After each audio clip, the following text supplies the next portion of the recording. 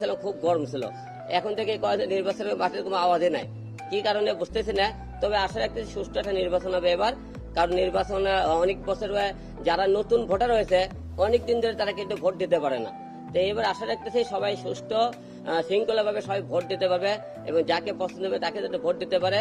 এবং সবচেয়ে ভোটে মনে করেন সহযোগিতা প্রধান নির্বাচন কমিশন, পুলিশ প্রশাসন এবং সবার সবচেয়ে বেশি মনে করেন এখানে এই সহযোগিতা দরকার। কারণ যেখানে নির্বাচনের হট্টগোল হবে সেখানে যদি আইন শৃঙ্খলা বাহিনী কোনো মামা খালু কোন নেতা এবং কোনো দলের চিন্তা ভাবনা না করে, যাই সন্ত্রাসী বাহিনী হোক, যেখানে হামলা করা হোক, সেখানে তাদেরকে মুখে সুষ্ঠু তদন্ত করে তাদেরকে বিচার করা হয়, তাহলে নির্বাচনের মাস আমি আশা রাখি সুষ্ঠু একটা নির্বাচন হবে। আসলে জয় লাভ করতে পারবো কিনা জানি না, তবে আমি যে আসনে নির্বাচন করেছি এই আসনে এবার 4বার নির্বাচন, এটা আমার পঞ্চম নির্বাচন।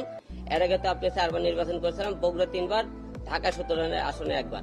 তবে সুষ্ঠু দেব, আপনারা সবাই জানেন আমি বগুড়ার যে 4 আসনে যে নির্বাচন করতেছি এই আসনে কিন্তু বিপুল ভোটে পাশ করেছিলাম, কিন্তু পাশ করার পরেও কিন্তু তারা আমাকে তারা গ্রহণ করেনি।